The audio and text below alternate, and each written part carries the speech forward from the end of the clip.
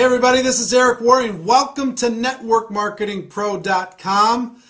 I missed you. I will tell you, the last Thursday and Friday, as many of you know, I had some technical difficulties. My computer crashed, my hard drive crashed. The sad news is, part 4 of the Earl Shaw interview, the file was corrupted. So, people are working to try and recover it. So I don't have part 4 for you today. Hopefully we'll be able to get it to you and get it posted soon. If not, I'll have to go back, because I can't be the only one that knows about what Earl Shaw said in part 4 of that interview. So we'll have to get it to you one way or the other.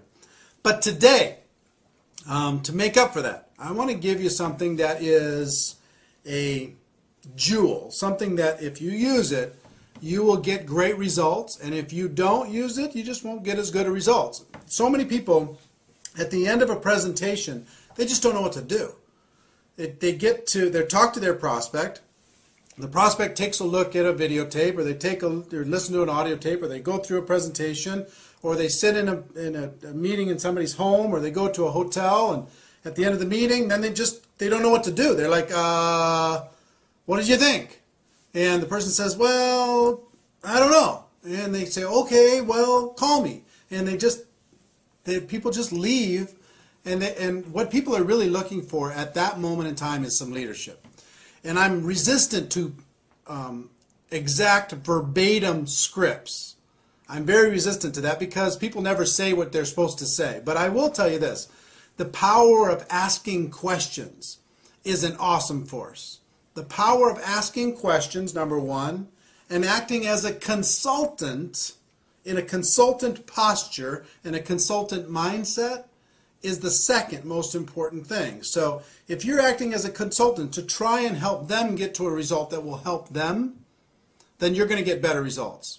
If you act as a salesperson, pitch, sell, and you're not asking any questions, you're just giving the facts, you just keep talking and talking and talking, you're going to have trouble, a lot of trouble, at the end of a presentation. So this is a 4-question process that I've used for 15 years that works unbelievably well. And I've trained a lot of people to use this, used it for a long time, and it's just a remarkable, simple, little consultant-based, question-based process at the end of any presentation. And it goes something like this. Question number 1 to Bob, if I'm talking to Bob. Bob, based upon what you just saw, if you were to get started in this business on a part-time basis, about how much would you need to earn per month in order to make this business worth your time? And then just wait for the answer. So I'm not invested in the answer that Bob gives me. Bob's answer is his answer. So, Sue, if you were to get involved, based upon what you've seen, if you were to get involved in this business on a part-time basis, about how much would you need to earn per month in order to make it worth your time? And then just wait for the answer. And let's say they say $2,000 a month. Fantastic. Whether they say $2,000, $5,000, $10,000, $500, it doesn't matter. Sometimes you're selling a $10,000 a month opportunity when all they want to buy is a $2,000 a month opportunity. That's what they're looking for. Sometimes you oversell it by making it too high, and sometimes you undersell it by making it too low. This business can be very flexible. This profession can be very kind of flexible for different people, for different circumstances, but you can make it rigid sometimes. Oh, you can make $1 million a year. Like we talk about people who make $1 million a year on Network Marketing Pro. We don't talk about the people who are making $1 million a year just because we're trying to sell only that. All I'm saying is if you're making $1 million a year or better, that's kind of it's a big dividing line. I mean, you really have to know your stuff in order to be able to make that kind of money. But anyway, in other words, you don't tell them what the opportunity can be for them. Let them tell you what the opportunity would be, what would be exciting for them. So question number 1. So-and-so, based upon what you've just seen, if you were to get started on a part-time basis, about how much would you need to make per month in order to be able to make it worth your time? Wait for the answer. Let's say they say $2,000. Fantastic. Question number 2. About how many hours per week do you think you could dedicate to building this business in order to be able to make that $2,000 a month? And wait for the second answer. About how many hours per week do you think you could dedicate in order to be able to develop a $2,000 a month income with this business? And wait for the answer. They give you the answer. Let's say they say 8 hours a week. Fantastic. Question number 3. About how many months would you be willing to work those 8 hours a week in order to develop a $2,000 passive residual income? About how many months? And wait for the answer again. About how many months would you be willing to work your 8 hours a week in order to develop your $2,000 monthly passive income? And wait for that answer. So you're going to get let's say they say 6 months.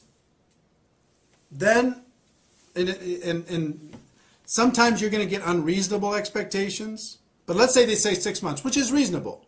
Depends on your opportunity. And again, I'm talking generically here. It's very difficult to get specific inside of any one company or any one opportunity. But let's say that that's reasonable inside your company.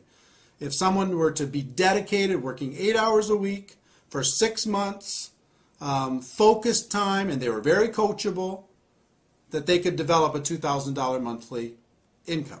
Okay, let's say that that was reasonable. If it's reasonable, then you go to question number 4. Let's say it's not reasonable for a second. Let me go, and just say, because this will happen. Let's say you ask question number 1. They'd say $10,000. I'd like to make $10,000. That's what I'd need in order for this to be worth my time. How many hours would you be willing to commit to do that? I'd be willing to commit 2 hours a week. And how many months would you be willing to commit 2 hours a week? I'd be willing to commit 2 months. Then as a consultant, if you're in a consultant mindset, what do you need to do? You've got to say, look, I will tell you right now, that's an unrealistic expectation. In order to be able to earn $10,000 a month in a business, a brand new business, working 2 hours a week for the next 2 months, I just don't think that we can get you there. But if you're willing to change one of these 3 numbers, then we can get you there. You either have to change the 10,000 and make it lower, or you have to change the hourly and make it more hours per week, or you have to change the month and decide to give it more months. But if you're willing to change one of those numbers, or maybe 2 of the 3 numbers, then I can show you how to get there. But if you're not willing to do that, you know what, this probably isn't for you. You probably have other things that you could do.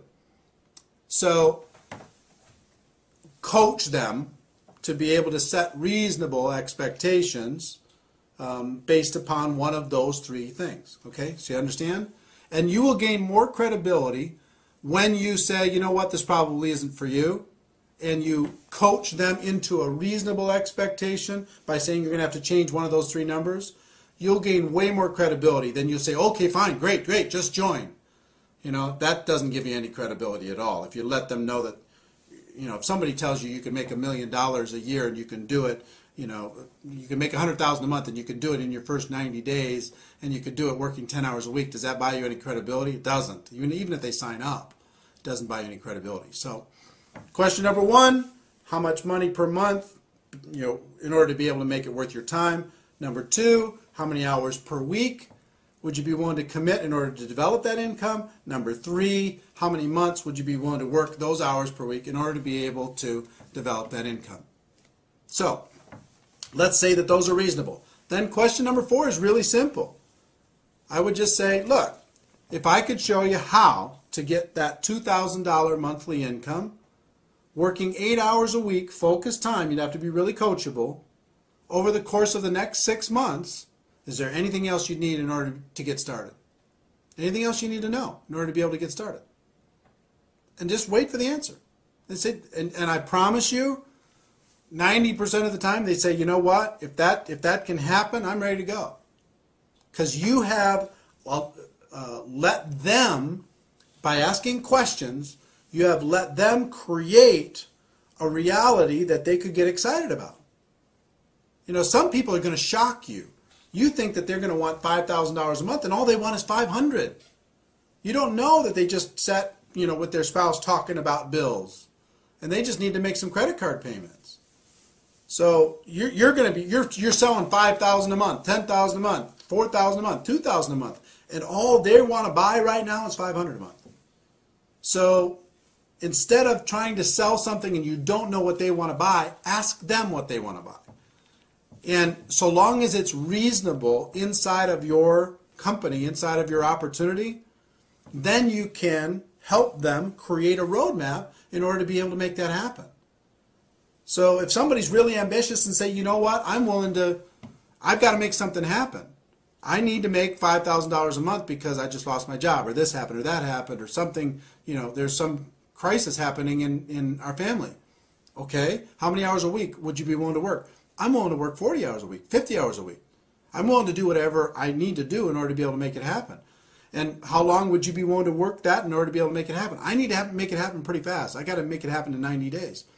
So long as that's reasonable and they're willing to work really, really hard and they're coachable, then you can lay out a game plan for them and say, okay, look, if I can show you how to make that $5,000 a month, working 40, 50, 60 hours a week over the course of the next 90 days, would you be ready to get going? And just wait for the answer. You're acting as a consultant. You're acting as a friend. You're acting as a coach. And if their expectations are unreasonable, then you need to say, you know what, this isn't for you. Sorry. If it is reasonable, then you say, you ask them the question, you help them get started, and then you create a game plan for them that is reasonable in order to be able to make that expectation come to life. I will tell you, if you will utilize this, we haven't talked a lot on Network Marketing Pro about scripts, and this is more about a concept than anything else. Be acting as a consultant, acting as a coach, not acting as a salesperson. If you focus on this concept, it will be worth its weight in gold. So, I know I missed you on Thursday and Friday. I hope this made up for it. Ladies and gentlemen, I will tell you this. My wish for you is that you decide to become a network marketing professional, that you decide to go pro. It is a fact that we have a better way. Now let's go tell the world. Everybody have a great day, and I'll see you tomorrow. Bye-bye.